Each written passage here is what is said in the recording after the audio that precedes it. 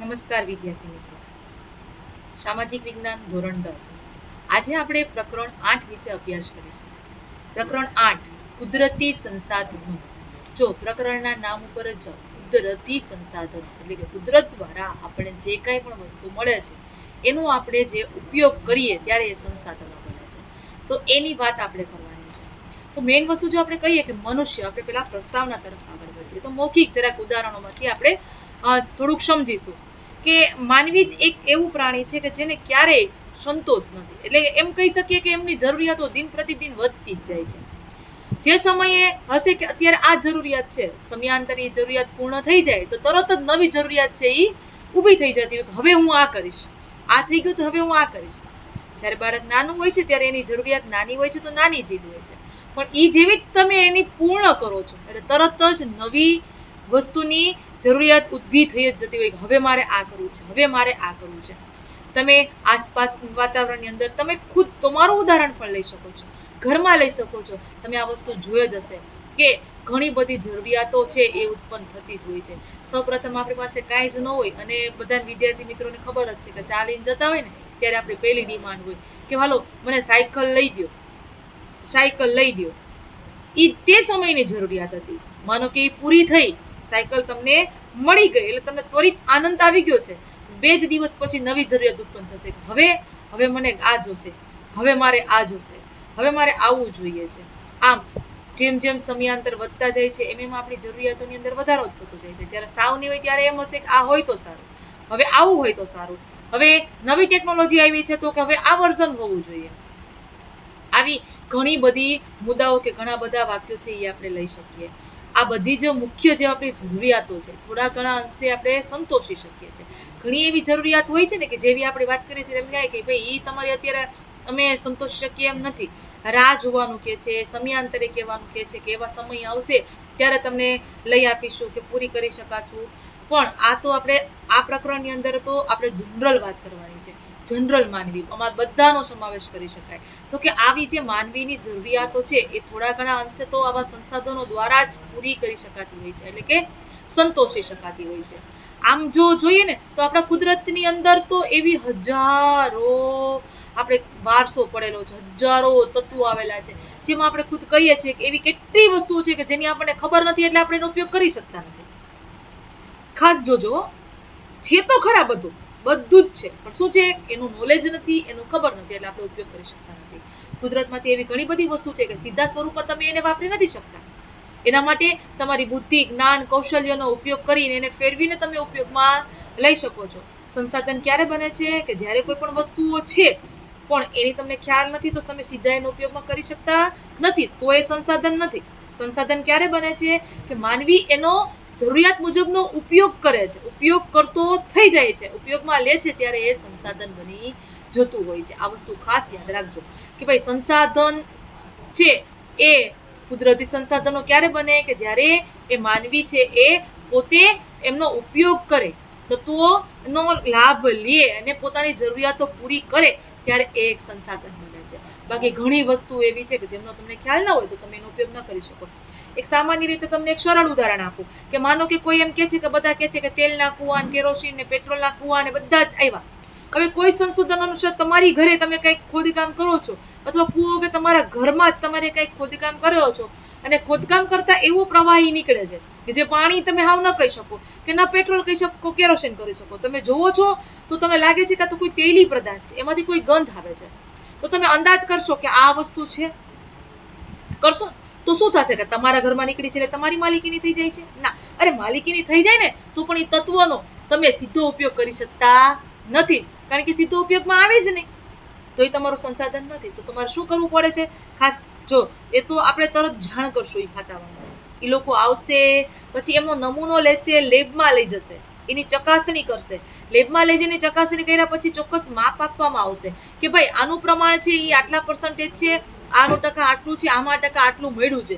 તો આટલું મળે છે તો એનો ઉપયોગમાં લઈ શકાશે, તો એ સીલ કરે છે અને એમાંથી લઈ જાય છે. એટલે કે એનું શુદ્ધિકરણ કરવું ખૂબ જ જરૂરી છે. એના અલગ અલગ તબક્કા તમે અગાઉ ભણી ચૂક્યા હશો કે કોઈ પણ એવી પેટ્રોલિયમ વસ્તુ નીકળે ને તો એના વિભાગીય નિષેધન પછી એના અલગ અલગ તબક્કાની અંદર આપણે પ્રાપ્ત થતું હોય છે. એ એક વસ્તુ બની જાય છે ને પછી તમે એનો ઉપયોગ કરી શકો છો, ત્યાં લગી કરી શકતા નથી. એટલે કે એવી કોઈ પણ વસ્તુ આપણને આપણા ઘર પાસે પણ પ્રાપ્ત થાય છે ને તો તમે એનો ઉપયોગ ન કરી શકો. કારણ તો કે એવી ટેકનોલોજી કે એવી કારખાનાઓ કે એવી વસ્તુ તમારી પાસે છે જ નહીં કે એનું તમે શુદ્ધિકરણ કરી શકો. કારણ કે એમાંથી મળે છે એ તો બધું મિશ્રિત છે, એમાંથી જુદું પાડવું પડે છે. એવી જ રીતે કુદરતી સંસાધનમાં તો આપણે એક ખાસ જ ધ્યાન રાખવાનું કે જ્યારે આપણે એનો ઉપયોગ કરી શકીએ છીએ ત્યારે એ સંસાધન બને છે, ત્યાં સુધી એ સંસાધનના રૂપમાં આવતું નથી. એટલે કે કુદરત દ્વારા આપણને ઘણી બધી વસ્તુ પ્રાપ્ત થઈ છે, એને આપણે આપણી જરૂરિયાતો પૂરી થાય આપણે એનો ઉપભોગ કરી શકીએ, એના માટે એને યોગ્ય બનાવવું ખૂબ જ જરૂરી છે. આ ક્યારે યોગ્ય બનીએ તો કે માનવી પોતાની શારીરિક કે બૌદ્ધિક ક્ષમતા મુજબ કોઈ પણ વસ્તુ વિકસાવી અને પોતાની જરૂરિયાતો પૂર્ણ કરતા હોય છે. આ ખાસ યાદ રાખવું. હવે એક લીટી આપણે પોઈન્ટ કરીએ છીએ કે યાદ આની અંદર બુક છે એ ફરજિયાત ભાઈ સામે રાખજો ને ટેક્સ્ટ બુકની અંદર લીટી ટીક કરતા જાજો, બરાબર? એ ખાસ જોવાનું રહેશે કે જ્યાં જ્યાં જે વસ્તુ આવશે, આજે હું મૌખિક બોલી છે પણ શબ્દસહ ચોપડીની અંદર છે જ, ચોપડીની અંદર છે જ. તો હવે એ તમે ટીક કરજો. ક્યાં? તો કે જો ત્રીજી લીટીની અંદર જ છે.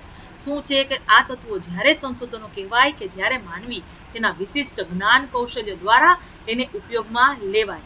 અન્ય રીતે કહીએ તો જે વસ્તુ ઉપર માનવી આશ્રિત કે નિર્ભર હોય, જેનાથી મનુષ્યની જરૂરિયાતો પૂરી થાય અને માનવ પાસે તેને ઉપભોગ કરવાની શારીરિક કે બૌદ્ધિક ક્ષમતા હોય.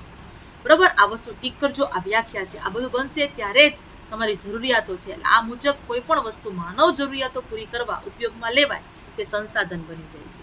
ખાસ મેં કીધું. જો મેં તમને ઉદાહરણ આપ્યું તેમાં બીજું એક ઉદાહરણ આપું. એ સાવ સરળ છે કે ભાઈ ભારત છે એ કૃષિ પ્રધાન દેશ છે. ભારત છે એ કૃષિ પ્રધાન દેશ છે. ખેતરની અંદર બધી વસ્તુ બને છે, ઉગે છે, તમને ખબર જ છે. તો એ જેવી ઉગે છે એવી તમે સીધી ઉપયોગમાં લઈ શકો છો. એની પાછળ પણ માનવ શ્રમ હશે, અત્યારે મુજબ કઈ ટેકનોલોજી છે, બુદ્ધિ ક્ષમતા છે, એને પણ જુદું તારવવું પડે છે. એને સાફ સફાઈ કરી અલગ અલગ કરી અને કરો. મેં હમણાં લેટેસ્ટ વર્ઝનની અંદર તમે જોયું હશે તો એવા કેટલા બધા મશીનરીઓ આવી ગયા છે. એવી મશીન આવી ગઈ છે, માનો કે ખેતરમાં મગ થયા છે તો એ મગને છૂટા પાડવા પછી એ મશીનમાં નાખે ને તો એવા 3 ભાગ હોય કે સારો ક્વોલિટીનો મોટો દાણો હોય તો કે ઈ આમ આવે, આ બીજો ભાગ આવો આવે, ઝીણા હશે તો ત્રીજા આ ખાનામાંથી પાર થાય. એટલે કે જે ખેતરમાંથી કાપી વાડીને છેલ્લે ભેગું કર્યું છે ને મશીનમાંથી ચોખ્ખા કરે છે. એવું કે છે કે મેં મશીનમાં સાફ કરેલી વસ્તુઓ છે. મશીનમાં સાફ કરે છે તો એવી મશીન આવી ગયા છે કે એને અલગ અલગ ક્વોલિટીની અંદર પણ તમે એને ડિવાઈડ કરી શકો છો. સારામાં સારી ક્વોલિટી એ આ ભાગો જુદી થાય છે, મધ્યમ છે આમાં થાય છે, ઝીણા દાણાની છે તો આમાં થાય છે. તો ખેતરની અંદર પણ જે વસ્તુ બને છે ને એને પણ તમે સીધી ઉપયોગ નથી કરતા, એની પાછળ પણ ઘણી બધી મહેનત થતી જોવા મળતી હોય છે. એ સાફ કરી પછી તમારી પાસે આવે છે ને તમારી જરૂરિયાતો ત્યારે પૂર્ણ થાય છે. આ ખાસ એક જોવાનું રહેશે. હવે આપણી પાસે એવી કેટલી બધી વસ્તુઓ છે કે જમીનની અંદર આપણે કહીએ છીએ તો અસંખ્ય ખજાનો છે એ દટાયેલો છે, પણ જેના વિશેનો તમને ખ્યાલ જ નથી, તમને જાણકારી જ નથી, તમને ખબર જ નથી, તો તમે એનો ઉપયોગ કરી શકવાના નથી. અત્યારે જોવો છો કે ટેકનોલોજી કેટલી બધી વધી ગઈ છે. આખા ખાતા વધી ગયા છે. ખાણ ખનીજ વિભાગ અત્યારે આખું એક ખાતું છે, ખાણ ખનીજ વિભાગ. આખી એની ઓફિસો છે. એના દ્વારા તમારે અહીંયાથી કોઈ ખોદકામ કરવું હોય કે કાઢવું હોય તો મંજૂરી લેવી પડે છે. અહીંયાથી કોઈ વસ્તુ નીકળે છે તો કેવું પડે છે. ખનન કરવું હોય છે, ખોદકામ કરવું હોય તો તમારે મંજૂરી લેવી પડે છે. આ બધી વસ્તુ તમારા માટે અત્યારે ખૂબ જરૂરી થઈ ગઈ. હું કામ તો અંદર ઘણી બધી વસ્તુઓ છે એટલા માટે. તો માનવીએ પોતાની જરૂરિયાતો પૂરી કરવા માટે પોતાની આપસી સમજથી, પોતાના જ્ઞાન કૌશલ્યથી એમનો ઉપયોગ કરવો ખૂબ જરૂરી હોય છે. જો લીટી ટીક કરજો. આમાં આપેલું છે કે પ્રાચીન સમયમાં જમીનમાં દટાયેલા ખનિજોની માનવીને જાણકારી ન હતી, ત્યારે તે સંસાધનો ન હતા. આજે તેની ઉપયોગિતા અને ખનન પ્રવૃત્તિઓના વિકાસથી માનવ જીવન માટે તે અત્યંત જરૂરી બન્યા છે. કુદરતી સંસાધનમાં ઉપયોગિતા અને કાર્ય કરવાની યોગ્યતા બંને ગુણધર્મો હોવા જોઈએ. શું કીધું? એક તો કુદરતી સંસાધનમાંથી એની ઉપયોગિતા તમને ખબર હોવી જોઈએ કે આ વસ્તુ મળી છે તો એનો આપણે ક્યાં સમયે અને કઈ જગ્યાએ એનો ઉપયોગ કરી શકીએ, ઉપયોગ કરીએ તો કેવી રીતે કાર્ય કરશે એની યોગ્યતા તમને ખબર હશે, એના ગુણધર્મો તમને ખબર હશે તો જ તમે એનો ઉપયોગ કરી શકવાનો છો. નહીંતર એ આપણા માટે નકામી વસ્તુ છે. એ 7 સોનાની વસ્તુ છે, તમને એના વિશેની ખબર જ નથી તો એ તમારા માટે કેવી છે? એ વસ્તુ નકામી છે. ખબર ન હોય તો નકામી જ છે ને. ખબર હશે તો જ એનો ઉપયોગ કરી શકશો. આપણને ઘણા લોકો એમ કે લે તમે આમાંથી આ બધી વસ્તુ બનાવી? હા, આમાંથી બનાવી. કાં તો કે એને બુદ્ધિ કૌશલ્ય ને જ્ઞાન હતું, એને ખબર હતી કે આનામાંથી આમ કરાશે તો એનો આવી રીતે ઉપયોગ કરી શકાશે. એ વસ્તુ તમારી સામે હતી, તમે લે બાપા મેં તો એને ફેંકી દીધી. ફેંકી શું કામે દીધી આપણે? કે એના વિશેનો આપણને ખ્યાલ નહોતો, આપણને ખબર નહોતી કે આનામાંથી આવું પણ કરી શકાય. ઘણી બધી જગ્યાએ તમારા ઘરમાં પણ ઘણા બધા વાત કરતા હશે ને, તો વડીલોએ પહેલાના સમયથી કહેતા હશે કે એટલે આવું થઈ ગયું છે, એને જવા ન દેવાય, એને આમ કરીને એનો આવી રીતે ઉપયોગ કરી શકાય. આનું તો કે હવે આનો આવી રીતે રીઉપયોગ પણ થાય. તો એ તમે ક્યાંક સાંભળેલું હશે, કોકને કરેલું જોયું હશે, તો તમને ખબર પડશે કે હા, આનો આવી રીતે પણ આપણે ઉપયોગ કરી શકીએ છીએ. જેમ કે મમ્મી તરત ખબર જ હશે કે હાલો ભાઈ દહીં મેળવીએ છીએ, દહીંમાંથી છાશ થાય તો છાશમાંથી માખણ કાઢે છે, માખણ ખાય છે, નોખું રાખે છે. શું કામ? ખબર તો વધશે તો માખણમાંથી આપણે ઘી બનાવશું. હાલો ઘી બનાવ્યું, ઘી લઈ લીધું, ઘી બની ગયું, પછી એમાં છેલ્લે ઓલું કીટું કંઈક કે છે વધે છે, તો મમ્મી કહે હાલો આની સ્વીટ બનાવશું અને ખાંડ નાખી માવો બાવો બનાવી નાખો અને કંઈક પાક કરી નાખીએ અને એનો ઉપયોગ કરશું. તો કે આનો માં આવી રીતે ઉપયોગ કરી શકાય છે. જે નથી ખબર એ જવા દેશે કે ફેંકી દેશે કે ચાલો વાંધો નહીં, અમારે આ કઈ વસ્તુ કરવાની થતી નથી. તો આ વસ્તુ કુદરતમાંથી જે વસ્તુનો તમને ખબર હશે, તમારે કૌશલ્યથી તમે એનો ઉપયોગ કરતા જશો ને, તો ઘણા બધા સ્વરૂપની અંદર તમે એનો ઉપયોગ કરી શકશો. ઘરની અંદર પણ તમે જો તો સુશોભન માટે ઘણી બધી વસ્તુનો ઉપયોગ કરતા હોય છે. ઝાડવાને ડાળીને ડાળખા આપણને શું લાગે છે? નકામા જ છે. પણ જ્યારે કોઈ વ્યક્તિ વ્યવસ્થિત રીતે ગોઠવણ કરીને ગોઠવી અને ફ્લાવર પોટની અંદર સજાવે છે, ત્યારે એમ લાગે વાવ કેવા મસ્ત છે. ક્યારે? તો પોતાની કલા કૌશલ્ય આપસ સમજથી ખાલી ઈ શું કે છે ક્યાંથી લે, અરે કાંઈ નહીં, આ બહાર ઝાડવું હતું ઈ જ નાખ્યું, એટલે ઈ જે આવું જ ગોઠવું, વાહ કેવું મસ્ત લાગે છે ભાઈ, સરસ લાગે છે. પણ એ તમને ખ્યાલ નહોતો એટલે તમે એનો ઉપયોગ ન કર્યો. આપણા માટે તો નકામું ઝાડવું હતું. રોજે રોજ અલગ અલગ પ્રકારના ફ્લાવર છે, એ કે અમે રોજ ચેન્જ કરે છે ફ્લાવર પોટની અંદર. ક્યાંથી? તો કે અમારા બાર ફળિયામાંથી જ લઈ આવીએ છીએ. જે આવા નકામા ઝાડ ઉગેલા છે, આ તમને લાગે છે, બધુંનું વ્યવસ્થિત ગોઠવણ કરે છે, કાપે છે, કટિંગ કરે છે, ગોઠવીને વ્યવસ્થિત સજાવે છે, તો એ મસ્ત લાગે છે. આ એક સુશોભનની વાત કરી આપણે. એવી જ રીતે આપણા જીવન જરૂરિયાતની અંદર એવી નાની મોટી એવી તો અઢળક વસ્તુઓ બનતી હોય છે, અઢળક વસ્તુઓ જોતા હોય છે કે જે તમે એ તમારી બુદ્ધિ, કામ, કૌશલ્ય, સમજથી, તમારી આપસી સમજથી, તમારા નોલેજથી તમે એનો ઉપયોગ કરો છો ત્યારે એ સંસાધન બની જાય છે. આવા મોટાભાગની બધી વસ્તુઓ છે કુદરત દ્વારા આપણને મળતી હોય છે. કુદરતી દ્વારા આપણી મોટાભાગની જરૂરિયાતો કુદરતી સંસાધનો દ્વારા જ પૂરી થતી હોય છે. લીટી એક ટીક કરજો ખાસ. કુદરતી સંસાધનમાં ઉપયોગિતા અને કાર્ય કરવાની યોગ્યતા બંને ગુણધર્મો હોવા જરૂરી છે. કુદરત, માનવ અને સંસ્કૃતિ ત્રણેયની પરસ્પર પ્રક્રિયા દ્વારા જ સંસાધન બને છે. કોઈ એક પ્રક્રિયાથી સંસાધન બની જતું નથી. કુદરતી વસ્તુ આપણને આપી દીધી, પછી માનવે એમની યોગ્ય સમજ દ્વારા આપણી સંસ્કૃતિમાં ઢાળી અને એની પ્રક્રિયાઓ પરસ્પર આપલે કરીને એને ઉપયોગમાં લેશો ત્યારે એ સંસાધન બને છે. ચાલો હવે એક સંસાધન આપણને પ્રાપ્ત થયું છે, તો કે સંસાધનોના ઉપયોગો. નવો પોઈન્ટ છે કે જોજો સંસાધનોના ઉપયોગો. સંસાધનોના ઉપયોગ આપણે કઈ રીતે કરી શકીએ છીએ અને ક્યાં ક્યાં કરી શકીએ છીએ. સંસાધનો આપણને વિવિધ રીતે ઉપયોગી છે, જુદા જુદા સ્વરૂપની અંદર આપણને એ ઉપયોગી છે. માનવ જીવનના દરેક તબક્કે તેની કોઈક ને કોઈક મુખ્ય ભૂમિકાઓ રહેલી ધ્યાનમાં આવે છે. ખેતી પ્રવૃત્તિથી લઈ અને ઉદ્યોગ પ્રવૃત્તિ સુધીની તમામ પ્રવૃત્તિઓ છેવટે પ્રત્યક્ષ કે પરોક્ષ રીતે કુદરતી સંસાધનો પર જ અવલંબે છે. કેવી રીતે? તમે જોજો, મેં ખાસ તમને હમણાં જ કીધું હતું, ખેતીની આપણે વાત કરી હતી કે ઘણી બધી વસ્તુઓ જે તમને પ્રાપ્ત થાય છે, એ ઘણી વસ્તુ તમારી સામે આવતી હોય ને ઘણી ના આવતી હોય, તો પણ એ ક્યાં થાય છે? તો કે ભાઈ મોટા ભાગે કુદરતી વસ્તુઓ દ્વારા જ થાય છે. ખેતી સામાન્ય વસ્તુથી લઈએ છીએ, ઉદ્યોગો, માનો કે મોટા મોટા ગમે તે ઉદ્યોગો જોશો તો ઉદ્યોગોનો જે કાચો માલ છે એ તો કુદરતી જ હશે. છેલ્લે આપણે કહીએ છીએ ને કે જે આ વસ્તુ બની ગઈ, કેમાંથી બની, કેના દ્વારા બની, આનામાંથી જે કાચો માલ જેમાંથી પ્રાપ્ત કરો છો, કાચો માલ તમે ક્યાંથી લઈ આવ્યા? અહીંથી લઈ આવ્યા. તો એ ક્યાંથી હશે? કે કુદરતી જ સંસાધનો હશે. કુદરત દ્વારા જે મળેલી વસ્તુ હશે એનો તમે જુદા જુદા સ્વરૂપની અંદર ફેરબદલી કરીને ઉપયોગમાં તમે લેતા હોય છે. એટલે છેલ્લે તો એ ત્યાં સુધી જ જોવા મળશે. પણ એ કુદરતી વસ્તુનો માનવ જીવન, માનવી છે એમને એ ફેરફાર કરીને યોગ્ય પ્રવૃત્તિઓને ધ્યાનમાં લઈને એમનો ઉપયોગ કરે છે. મોટી મોટી ફેક્ટરીઓ છે, ઉદ્યોગો તમે અત્યારે જોયા હશે, કોઈ કારખાનાના ઉદ્યોગોની મુલાકાત લ્યો ત્યારે જોયા હશે, કહેશે તો કે મેં મશીનરી એટલી બધી હાઈફાઈ લેવલની હોય છે, એટલી બધી ઉદ્યોગની અંદર વિકસેલી જોવા મળી છે કે હરેક વસ્તુ ઓટોમેટિક થતી હોય છે. તમે અત્યારે વિદ્યાર્થી મિત્રોને હું ખાસ કહીશ કે ભાઈ તમે બધા અત્યારે ટીવી છે એ બધા જોતા જ હશો, અલગ અલગ પ્રકારની ચેનલો જોતા હશો. એમાં એક ચેનલ એક આવે છે ડિસ્કવરી. એમાં ઘણું બધું જાણવા જોવા જેવું આવે છે. ઘણી બધી વખત આવા અલગ અલગ પ્રકારના ઉદ્યોગો વિશેની પણ સમજ તમને એમાં આપે છે. ક્યારેક કોઈ ટોપિક, ક્યારેક એવો ઉદ્યોગ વિશે તમને લઈ આવ્યા હોય, એની અંદર કેવી રીતે એનું કામ થાય છે, કેમ થાય છે, મશીનો કેમ કામ કરે છે, કેવી રીતે બને છે, કેવી રીતે પેકિંગ થાય છે, આ બધી વસ્તુઓ તમને એમના એક એપિસોડની અંદર તમને બતાવવામાં આવતી હોય છે. આપણે રૂબરૂ ઘણી વખત ન જોયું હોય તો આવી રીતે પણ ઘણી વસ્તુ આપણે જોઈએ છીએ ને, તો આપણા જ્ઞાનની અંદર વધારો થતો જોવા મળતો હોય છે. આમ હવે આના આપણે ઉપયોગો વિશે વિગતે ચર્ચા કરીશું. તો જો સંસાધનોના ઉપયોગો વિશે, તો મુખ્ય એના 3 ઉપયોગો છે. સંસાધન તરીકે એક સૌથી પહેલી મુખ્ય જરૂરિયાત જો માનવીની હોય ને તો એ ખાવાની છે, એટલે કે ખોરાક છે. ખોરાક તરીકે તે પહેલી જરૂરિયાત છે. બાકી બધી ટેકનોલોજી કે સુવિધાઓ, ભૌતિક સુવિધાઓ ઓછી હશે તો ચાલશે, પણ 2 ટાઈમ જમવાનું તો જોશે જ. બરોબર, અત્યારે ટીવી નથી તો હું ચલાવી લઈશ, ચાલો સુવા માટે સેટી નથી તો નીચે હુઈ જઈશ, ચાલશે. બરોબર, પણ મુખ્ય જરૂરિયાતો તો પૂરી કરવી જ જોઈએ. બીજી બધી તો ભૌતિક સુવિધાઓ છે, એ તો પછી આપણી જરૂરિયાતો મેં તમને કીધી ને એમ કે સ્ટેપ બાય સ્ટેપ જરૂરિયાતો વધતી જ જાય છે.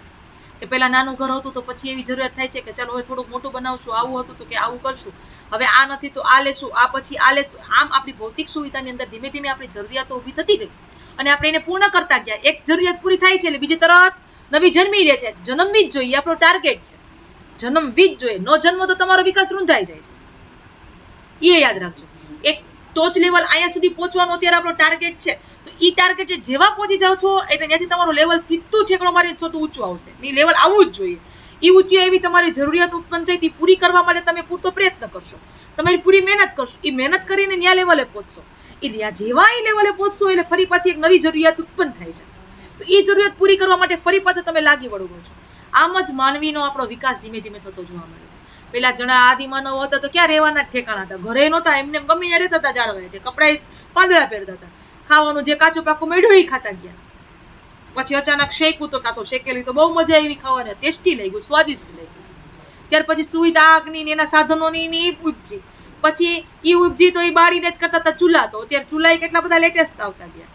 એમાંથી ધીમે ધીમે ધીમે પ્રગતિ કરતા કરતા કરતા અત્યારે કેટલી બધી આગળ ટેકનોલોજીની અંદર વધી ગયા છે કે ફાસ્ટ તરત થતું જોવા મળે, કારણ કે પછી તો સમય નો આવ્યો. આ બધી વાત છે ને એ ખોરાક તરીકેની અંદર થાય છે આપણે. એટલે હું તમને વાત કરું છું કે મુખ્ય જરૂરિયાતો છે વિવિધ સંસાધનોમાંથી જ પૂરી થાય છે. માનવીની ખોરાકની જરૂરિયાત વિવિધ સંસાધનોમાંથી જ પૂરી થાય છે. જેમ કે જો વ્યક્તિઓ અત્યારે અલગ અલગ પ્રકારના, બધાની જરૂરિયાત જુદી જુદી છે. ખોરાક પણ બધાના અત્યારે જુદા જુદા છે, કોઈ એક પ્રકારના ખોરાક નથી. શાકાહારી હશે તો ભાઈ એને વેજીટેરિયન વસ્તુઓ જ જોતી હશે, જ્યારે માંસાહારી વ્યક્તિઓ હશે તો એમનો ઉપયોગ કરતા હશે. તો માંસાહારીની અંદર આપણે કહીએ તો માંસ, મચ્છી બધી આવી જાય. તો મછલી છે એ કેમાંથી પ્રાપ્ત થાય છે? તો ભાઈ જળમાંથી પ્રાપ્ત થાય છે, જળ સંસાધનમાંથી એ વસ્તુ મળતી હોય છે. તો એનો પણ લોકો ઉપયોગ કરતા હોય છે જળાશયોની અંદર. પ્રાણીઓનો પણ એની અંદર ઉપયોગ થતો જોવા મળે છે. ઘણા બધા વૃક્ષોનો સમાવેશ પણ આમાં થઈ જતો હોય છે. છેલ્લે બધાનો જરૂરિયાત ખોરાક તરીકે જ, ખોરાક જુદા છે એટલે આ બધાનો આપણે ઉપયોગ કરી શકાય છે. ચાલો જોઈએ, એક લીટી જોઈએ શબ્દશઃ. કુદરતી રીતે થતા ફળો, ખેતી દ્વારા સાંપડતા વિવિધ ખાદ્ય પાકો, પાલતુ પ્રાણીઓ દ્વારા પ્રાપ્ત થતી દૂધ અને તેની બનાવટો. જો યાદ રાખજો, આ બધી જ વસ્તુઓનો આપણે ખોરાકની અંદર ઉપયોગ કરીએ છીએ, જુદા જુદા સ્વરૂપમાં કરીએ છીએ પણ કરીએ જ છીએ. તથા માંસ, જળાશયોમાંથી મળતા માછલા અને અન્ય જળચરો, પછી મધમાખી દ્વારા બનાવેલ મધ વગેરે ચીજો ખાદ્ય સામગ્રી તરીકે આપણે ઉપયોગમાં લેવાય છે. આપણે ખોરાક તરીકેની વાત કરી, જેમાં કીધું છે કે ભાઈ ખોરાક પણ બધાના કેવા છે, જુદા જુદા છે. બરાબર, જુદા જુદા ખોરાકને કારણે જુદી જુદી વસ્તુઓ આપણને પ્રાપ્ત થાય છે. જોજો એ પણ કેમાંથી મેળવ્યું છે? તો કુદરતી સંસાધનોમાંથી જ મેળવ્યું છે. એ પછી કોઈ પણ હોય, કોઈ ફળ ખાઈને જ રહેતા હોય, અનાજ ન ખાતા હોય. ઘણા એમ કે હું અનાજ ખાતો જ નથી, ફળ ફ્રૂટ જ ખાઉં છું, કાચું જ ખાઉં છું. તો એ કાચું શાકભાજી કે ફળ ફ્રૂટ એ પણ એમાંથી દ્વારા પ્રાપ્ત થયું છે. પછી આપણે એને પાકું કર્યું છે તો આપણી સુવિધામાંથી કર્યું છે કે પછી એનું શેકવું ને, બાફવું ને, વઘાર્યું ને, ટેસ્ટી બનાવ્યું ને ખાધું, એના તત્વો બાળી નાખ્યા અને પછી આપણે એને ગ્રહણ કર્યું. એ આપણી જનરલ સુવિધાઓ માટે હતી. પછી દૂધની અલગ અલગ પ્રકારની ઘણી બધી બનાવટો છે. જેમ હમણાં મેં તમને વાત કરી હતી કે છાશ બનાવ્યું, માખણ કર્યું, ઘી કર્યું, છેલ્લે બધું બન્યું તો દૂધમાંથી જ ને, દૂધની જ બનાવટ હતી ને બધી અલગ અલગ. તો એ પણ એક ખોરાકનું એક ભાગ જ છે. એવી રીતે પ્રાણીઓ માંસ અલગ અલગ માંથી લેતા હોય તો માંસ કેમાંથી મળે? માંસ લઈ આવવા માટે કોઈ પણ પ્રાણી તો જોશે ને, ક્યારે મળે છે? માછલી, પછી જળચર પ્રાણીઓ છે, મધમાખી છે, આ બધી ચીજો છે. આપણે ખોરાકમાં વિવિધ સ્વરૂપે આપણે ઉપયોગ કરીએ છીએ. આ આપણું ખોરાક તરીકેનું સંસાધન છે. આની આપણી મોટાભાગની જરૂરિયાતો છે એ કુદરતી સંસાધનો દ્વારા જ પૂરી થતી હોય છે. ત્યાર પછીનો પોઈન્ટ લે સંસાધન તરીકે કાચા માલનો સ્ત્રોત.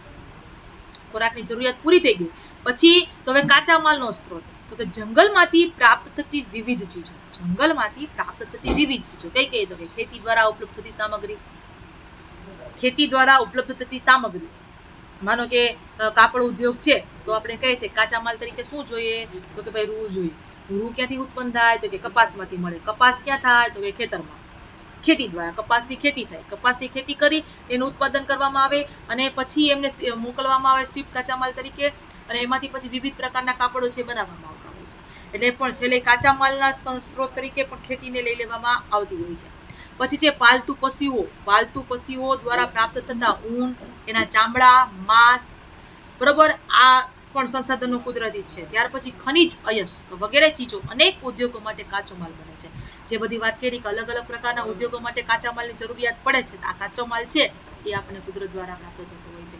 જંગલોમાંથી પ્રાપ્ત થતું હોય, ખેતીમાંથી પ્રાપ્ત થતું હોય, પાલતુ પશુઓમાંથી પ્રાપ્ત થતું હોય, બરોબર. કોઈ ખોદકામ કરીને ખનિજની કોઈ પ્રાપ્ત થતી હોય, અયસ્ક લેતા હોય છે, ઉદ્યોગોની અંદર કાચા માલ તરીકેનો ઉપયોગ કરતા હોય છે. ત્યાર પછીનો પોઈન્ટ છે સંસાધન તરીકે શક્તિ સંસાધનો કરે. જો એક સ્ટેપ વધ્યું, સાદામાંથી થોડાક અપાવ્યા, અપમાંથી અપાવ્યા, કે જેમ આપણે જરૂરિયાત વધતી ગઈ ને એનું લેવલ વધતું ગયું. એટલે કે શક્તિના સંસાધનો તરીકે. શક્તિના સંસાધનોની આપણે કેનો ઉપયોગ કરી શકશું?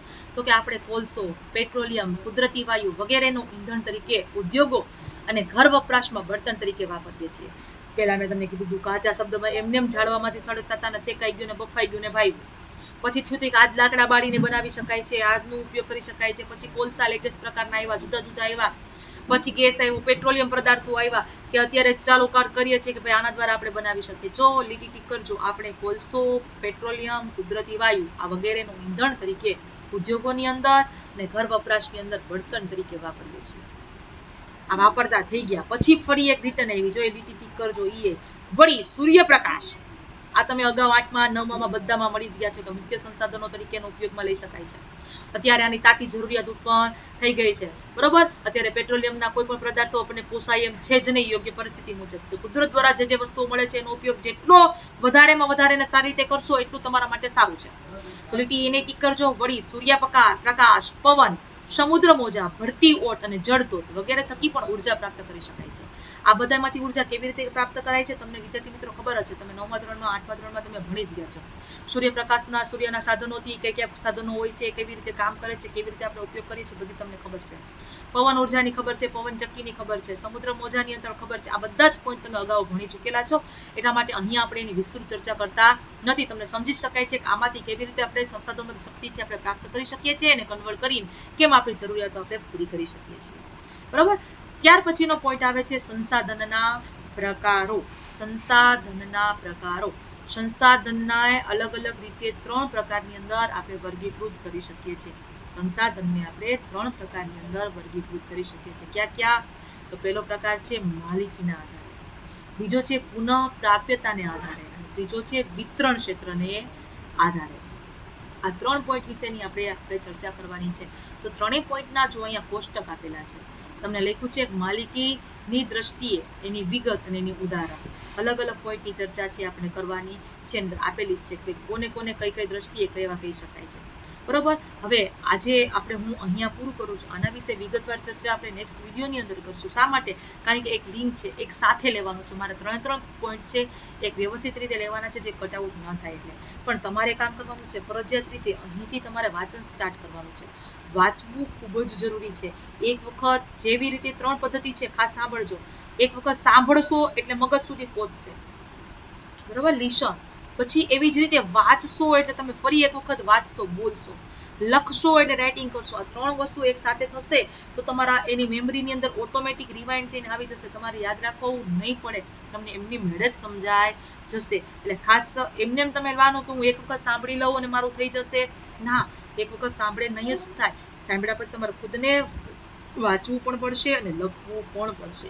આ 2 વસ્તુ સાથે કરશો તો જ રિઝલ્ટ સારું મળે, બાકી ના મળે, બરોબર. તો અત્યારે આગલા પાર્ટની જે તૈયારી કરવાની છે એ પણ કરશો. શોર્ટ ટાઈમની અંદર હું એની ટેસ્ટ આપીશ જે તમારે કમ્પ્લીટલી પૂરી કરવાની રહેશે અને સારા માર્ક સાથે વ્યવસ્થિત રીતે.